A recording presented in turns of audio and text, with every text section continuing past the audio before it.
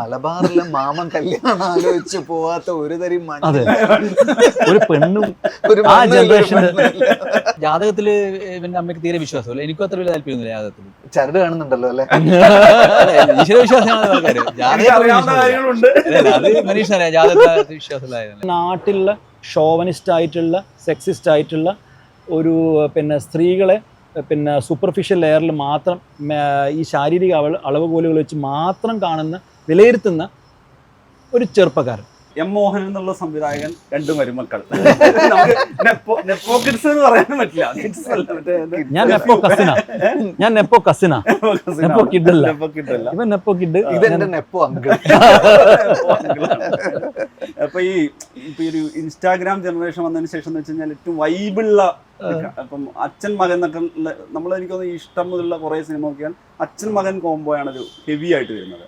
പക്ഷെ ഒരു ഇൻസ്റ്റാഗ്രാമിന് ശേഷം മാമനും മരുമക്കളും എന്നുള്ളതാണ് ഭയങ്കര ഫണ്ണിയസ്റ്റ് അല്ലെങ്കിൽ ഭയങ്കര ക്രേസി കോംബോ വരുന്നത്. പ്രത്യേകിച്ച് മാമനെ ബേസ് ചെയ്തിട്ടാണ് ഈ സിനിമ എന്നുള്ളത് ഒരു കാര്യമുണ്ട്. അത് നേരത്തെ സ്വയംവര പന്തല് ശ്രീനിയേട്ടൻ വീട്ടിനകത്തുനിന്ന് ഏറ്റവും കൂടുതൽ എക്സ്പ്ലോർ ചെയ്തിട്ടുള്ള 5 പെങ്ങളും ഒരു അനിയനും. അതെ, 5 പെങ്ങന്മാരുണ്ട്. 5 പെങ്ങന്മാർ. എനിക്കൊന്ന് സ്വയംവര പന്തലിന്റെ കോർ ഐഡിയ എന്ന് പറയുന്നത് മോഹനേട്ടൻ ലൈഫായിട്ട് കണക്ട് ചെയ്തല്ലോ അല്ലേ? അത് ആയിരിക്കും തോന്നുന്നു. ഇതൊക്കെ ആരോപണങ്ങളാണ്. എനിക്കൊന്ന് ഒരുപാട് ക്യാരക്ടേഴ്സിന് ഭ്രാന്ത് എന്നൊക്കെ പറയുന്നത് അതില്ല. നമ്മളെ തറവാട്ടിൽ ഭ്രാന്തില്ല. മോഡലില്ലാത്ത സാധനങ്ങൾ. പക്ഷെ ഈ സഹോദരിമാരുടെ കൂടെ ഒരുപാട് പെണ്ണ് കാണാൻ പോകുന്നു എന്നുള്ളൊരു കോർ ഐഡിയ അതൊക്കെ ഉണ്ട് അല്ലേ? അല്ല, അങ്ങനെ ഒന്നല്ലേ? അല്ല, ഞാൻ സ്വയംവര പന്തൽ കണ്ടതിന് ശേഷം പിന്നെ മോഹനേട്ടനോട് സംസാരിച്ചതിന് ശേഷം പിന്നെയും പോയി കണ്ടിട്ടുണ്ട്. സംസാരിച്ചോണ്ടിരിക്കുന്ന ആളുടെ സ്വഭാവം അങ്ങനെ കാണുന്ന കാര്യങ്ങളൊക്കെ അറിയാം. അതിലൊക്കെ സത്യങ്ങളൊക്കെ ഉണ്ട്, നമുക്ക് നിഷേധിക്കാൻ പറ്റില്ല. ഇതില് അങ്ങനെ ഒരു പേഴ്സണലൈസ് ഇതിന്റെ ഒരു ഉറപ്പായിട്ടും. അതായത് മലബാറിലെ മാമൻ കല്യാണം ആലോചിച്ച് പോവാത്ത ഒരു തരി അതെ ഒരു പെണ്ണും ആ ജനറേഷന്റെ.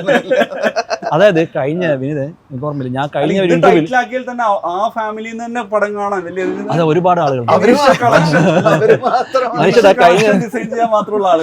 കഴിഞ്ഞ 2 ദിവസം മുതലേ ഒരു ഇന്റർവ്യൂവിൽ ഞാൻ പറഞ്ഞു, വിനീത് ഞാനുണ്ട് മാമനുണ്ട്. അപ്പൊ ഞാൻ പറഞ്ഞതെന്ന് വെച്ചാൽ അത് എനിക്ക് ഓർമ്മയുണ്ട്, നമ്മള് 88 പെണ്ണ് മാമൻ കണ്ടു എന്നാണ് ഞാൻ പറഞ്ഞത്. 88 പെണ്ണ് കണ്ടു എന്നുള്ളത് പറഞ്ഞു. അത് എൻ്റെ ഒരു ധാരണേന്റെ പുറത്ത് പറഞ്ഞതാ. പക്ഷെ സത്യം പറഞ്ഞല്ലേ 122 പെണ്ണ് കണ്ടു. കാരണം ഇത് പറയാൻ കാരണം 3 ദിവസം മുമ്പില് ഞാൻ മാമന്റെ ഈ 88 പെണ്ണ് കണ്ടു എന്ന് പറഞ്ഞിട്ട് ഞാൻ ഇവനും കൂടിയിട്ട് പറഞ്ഞു. അപ്പൊ എന്റെ ധാരണ അതായിരുന്നു. പിന്നീട് മാമൻ എന്ത് ചെയ്യുന്നത് വെച്ചാൽ വീട്ടിൽ വന്നിട്ട്, ഞങ്ങൾ ഒരുമിച്ചാണ് താമസിക്കുന്നത്, വീട്ടിൽ വന്നിട്ട് രഹസ്യമായിട്ട് തലശ്ശേരി പാട്ടിത്തേക്ക് വിളിച്ചു. ഞാൻ 122 പെണ്ണ് കണ്ടത് രാകേഷിനോട് പറയരുത്, വിനീതിനോട് പറയരുത്. ഇത് ഞാൻ അതെ, ഇവന് വീട്ടിലല്ല, ഇവന്റെ പെങ്ങളാണ് ഇത് എഴുതി വെക്കുന്നത്. എമ്മിനെ അറിയാലോ, കോയമ്പത്തൂരിലെ. അവിടാണ് ഓരോ ഡേറ്റ് ഇതൊക്കെ വെച്ച് എഴുതി വെക്കുന്നത്. അപ്പൊ ഇവളെന്നെ വിളിച്ചപ്പോ ഇത് കേട്ടോ, വിളിച്ചപ്പോ നമ്മൾ ഇനി രാകേഷ് അടുത്തൊന്നും പറയാൻ നിൽക്കണ്ട, 122 പറയാൻ നിൽക്കണ്ടെന്ന് പറഞ്ഞു. ശരിക്കുള്ള കണക്ക് പറയാം. എന്റെ ചാരപ്രവർത്തകൻ എന്നോട് പറഞ്ഞു തന്നു 122 പെണ്ണ് കണ്ട മനുഷ്യനാണ്. അപ്പൊ നമ്മൾ ശരിക്ക് കേരളത്തിൽ റെക്കോർഡും ആയിരിക്കും, റെക്കോർഡൊക്കെ ആയിരിക്കും. അത്രയധികം പെണ്ണ് കണ്ട ആളുകള്. ഇതിൽ ഏതോ 68ാമത്തെയോ 78ാമത്തെയോ ആളാണ് നമ്മളെ മാമി. റിവേഴ്സിൽ വന്നതാ. 122 വരെ പോയിട്ട് ഒന്നും ഒക്കാണ്ട് ഇങ്ങനെ ബാക്കോട്ട് അടിച്ചിട്ട് അന്ന് അല്ല അങ്ങനെയല്ല, അല്ല അതല്ല, അതായത് എല്ലാം വെളിപ്പെട്ട സ്ഥിതിക്ക് പറയാം. അത് വന്നതെന്ന് വെച്ചാല് എനിക്ക് സത്യം പറഞ്ഞ ജാതകത്തിൽ വിമലേച്ചിക്കും ഇത് നമ്മളെ ഒരു ലീഡർ മൂപ്പരാണല്ലോ.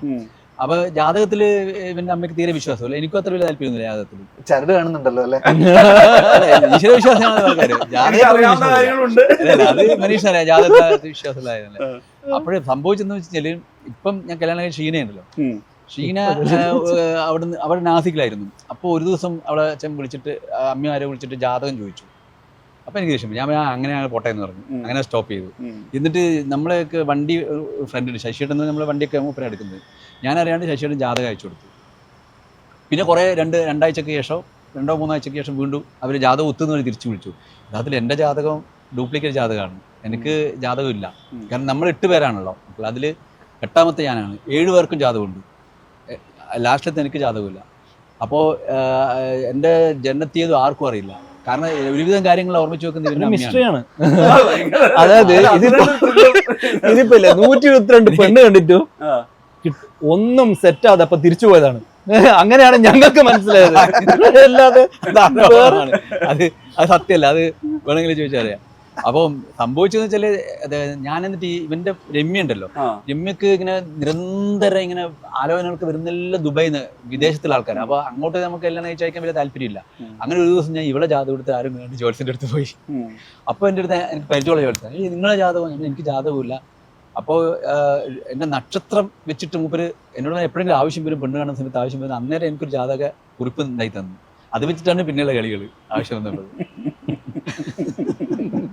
അത് വെച്ച് 122 ഇതൊക്കെ അബദ്ധവശാല് നമ്മളിങ്ങനെ കൂടിയിരിക്കുന്ന സമയത്ത് ഇവന്റെ അടുത്ത് പറയും, ഇങ്ങനെ ഒരു പാര വരുന്ന പ്രതീക്ഷിക്കുന്നില്ലല്ലോ. ഈ ശരിക്കും രാകേഷ് എങ്ങനെയാണ് ഇത് ഒരു സിനിമ ഐഡിയ ആയിട്ട് വരണല്ലോ? കാരണം വെച്ചാൽ ഇതില് അതില് ഈ പേഴ്സണൽ സ്റ്റോറി മാത്രം മതിയല്ലോ. നമ്മള് ഇത്രയും പറഞ്ഞ സ്ഥിതിക്ക് ഈ സിനിമയുടെ ടോട്ടൽ സ്റ്റോറിയില് വിനീത് മോഹനേട്ടന്റെ സിനിമാറ്റിക് റെപ്രസെന്റേഷൻ ആയി കാണുകയും ഞാൻ ആഡ് ചെയ്യാൻ ആഗ്രഹിക്കുന്നുണ്ട്. അതായത് ചെന്നൈയിൽ താമസിച്ച് നാട്ടിൽ വന്ന് പെണ്ണ് നോക്കുന്നത് മാമൻ ചെയ്തിട്ടില്ല. അത് ചെയ്ത ആള് ഇതില് ഈ പടത്തില് എന്റെ ക്യാരക്ടർ ചെന്നൈയിലാണ് ജോലി ചെയ്യുന്നത്. അതിൽ എനിക്ക് കമ്പനിയാണ് യാതൊരു സൂപ്പർ സ്റ്റാറിന് യാതൊരു പങ്കുമില്ല. അത് ഈ മനുഷ്യനാണ്. അതില് ഇതിപ്പം എല്ലാ ആത്മകഥ എല്ലാം ജീവചരിത്രപരമായിട്ട് എടുക്കാൻ പറ്റില്ലല്ലോ. ചിലത് ആത്മകഥാംശവും നമുക്ക് വേണമല്ലോ. അപ്പോൾ ഇതിൽ ബേസിക്കലി ചെന്നൈന്ന് ഞാൻ ചെന്നൈയിൽ കുറെ കാലം ഉണ്ടായിരുന്നു. അപ്പൊ ചെന്നൈയിലുള്ള സമയത്ത് നമ്മളെ കുറച്ച് ഫ്രണ്ട്സ് ഇവരുടെ കണ്ടീഷൻസ് ഒക്കെ കിടന്ന് നമ്മൾ ഞെട്ടിപ്പോകും.